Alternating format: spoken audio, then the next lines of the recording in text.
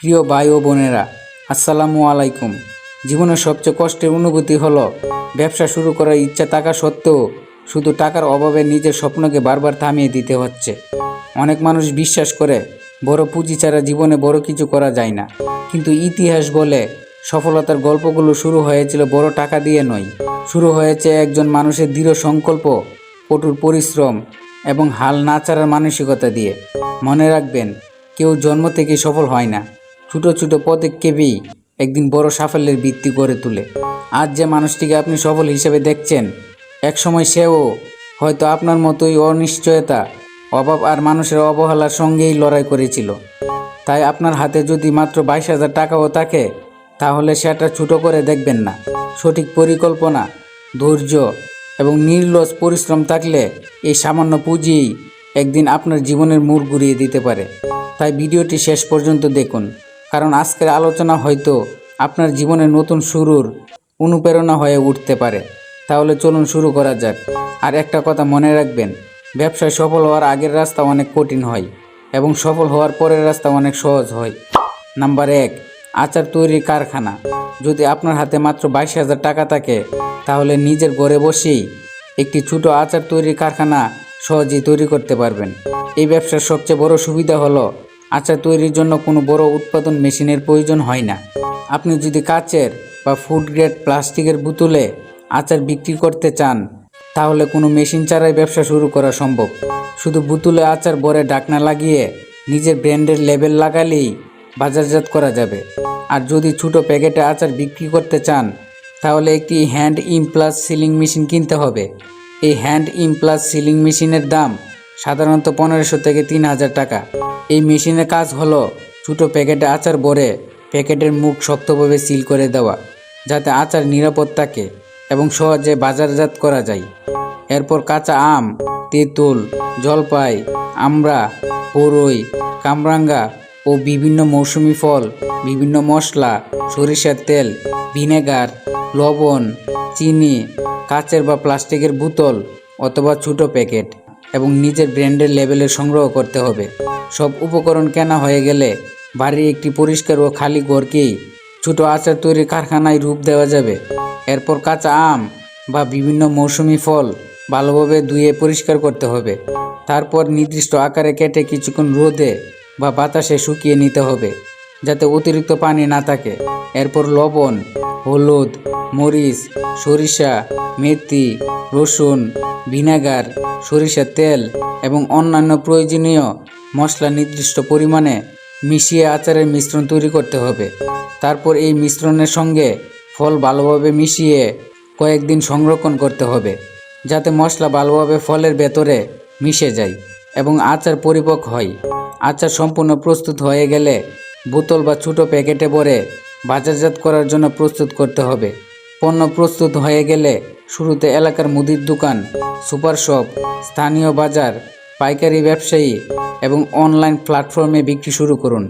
আর আচারের স্বাদ, মান এবং পরিচ্ছন্নতা বজায় রাখতে পারলে ধীরে ধীরে নিয়মিত অর্ডার আসবে, আর সেই ছোটো কারখানাই একসময় বড় ব্যবসায় পরিণত হতে পারে। নাম্বার 2, মশলা গুঁড়ার কারখানা। যদি আপনার হাতে মাত্র 22,000 টাকা থাকে, তাহলে আপনার ঘরে বসেই একটি ছোটো মশলা গুঁড়া ও প্যাকেটজাত কারখানা সহজেই তৈরি করতে পারবেন। সেজন্য প্রথমে একটি ছোটো মশলার গ্রাইন্ডার মেশিন কিনতে হবে। এই মশলার গ্রাইন্ডার মেশিনের দাম সাধারণত 7 থেকে 10,000 টাকা। আর এই মেশিনের কাজ হলো শুকনো মরিচ, হলুদ, ধনিয়া, জিরা এবং অন্যান্য মশলা ভালোভাবে গুঁড়া করা। এরপর একটি ডিজিটাল ওজন মাপার মেশিন কিনতে হবে। এই মেশিনের দাম সাধারণত 1 থেকে 2,000 টাকা। এই মেশিনের কাজ হলো প্রতিটি প্যাকেটে নির্দিষ্ট পরিমাণ মশলা ভরা নিশ্চিত করা। এরপর একটি হ্যান্ড ইমপ্লাস সিলিং মেশিন কিনতে হবে। এই হ্যান্ড ইমপ্লাস সিলিং মেশিনের দাম সাধারণত 1500 থেকে 3000 টাকা। এই মেশিনের কাজ হলো মশলার প্যাকেটের মুখ শক্তভাবে সিল করে দেওয়া, যাতে মশলার গুণগত মান ও সুগন্ধ অক্ষুণ্ণ থাকে। এরপর পাইকারি বাজার থেকে শুকনো মরিচ, হলুদ, ধনিয়া, জিরা, গোলমরিচ প্যাকেট এবং নিজের ব্র্যান্ডের লেবেল সংগ্রহ করতে হবে। সব উপকরণ কেনা হয়ে গেলে বাড়ির একটি পরিষ্কার ও খালি ঘরকেই ছোটো মশলা কারখানায় রূপ দেওয়া যাবে। এরপর মশলাগুলো ভালোভাবে পরিষ্কার করে রোদে শুকিয়ে নিতে হবে। তারপর গ্রাইন্ডার মেশিনের সাহায্যে মশলাগুলো ভালো করে গুঁড়া করতে হবে।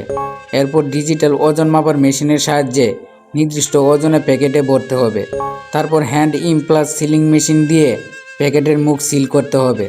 সর্বশেষে নিজের ব্র্যান্ডের লেবেল লাগিয়ে বাজারজাত করার জন্য প্রস্তুত করতে হবে।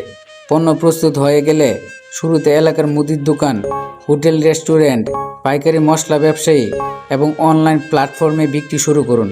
মশলার বিশুদ্ধতা, মান এবং সুগন্ধ বজায় রাখতে পারলে ধীরে ধীরে নিয়মিত অর্ডার আসবে, আর সেই ছোটো কারখানায় একসময় বড় ব্যবসায় পরিণত হতে পারে।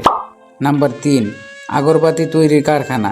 যদি আপনার হাতে মাত্র 22,000 টাকা থাকে, তাহলে আপনি ঘরে বসেই একটি ছোটো আগরবাতি তৈরির কারখানা সহজেই তৈরি করতে পারবেন।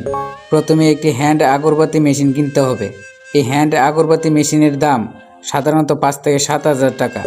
এই মেশিনের কাজ হলো বাঁশের কাঠির ওপর আগরবাতির মিশ্রণ সমানভাবে লাগিয়ে আগরবাতি তৈরি করা।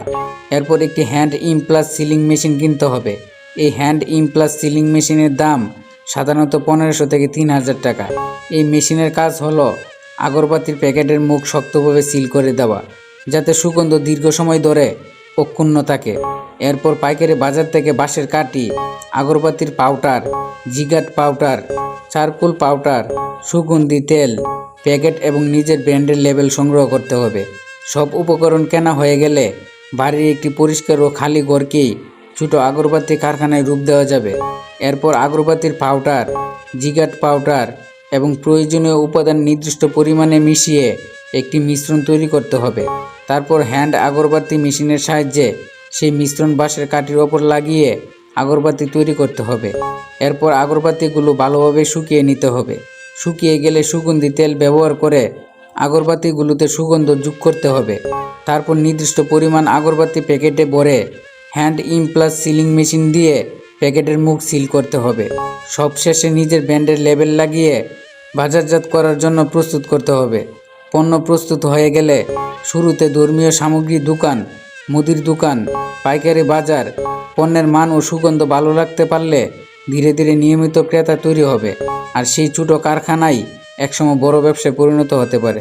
আর ভিডিওটি ভালো লাগলে একটি লাইক দিন, কমেন্ট করে আপনার মতামত জানান, বন্ধুদের সঙ্গে শেয়ার করুন এবং এমন আরও ভিডিও পেতে আমাদের চ্যানেলটি সাবস্ক্রাইব করুন।